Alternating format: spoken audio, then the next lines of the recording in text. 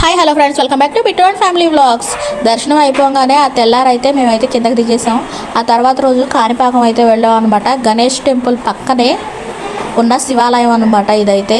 అక్కడ గణేష్ టెంపుల్లో వీడియోస్ తీయడానికి అసలు కుదరలేదు, ఫుల్ రిస్ట్రిక్షన్స్ ఉన్నాయన్నమాట. అందుకని ఇంకా అక్కడ తీయలేదు. ఇదిగోండి రథం, గుడి గోపురం ఈ గుడి నుంచి అయితే బాగా కనిపిస్తున్నాయి అన్నమాట.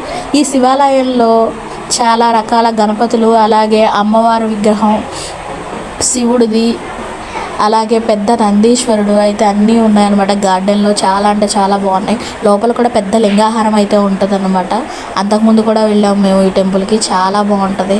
చుట్టూతా ఉన్న విగ్రహాలు చాలా అంటే చాలా అందంగా ఆకర్షణీయంగా, పిల్లలకు కూడాను రకరకాల దేవుళ్ళు ఒకే చాట చూపించవచ్చు అనమాట.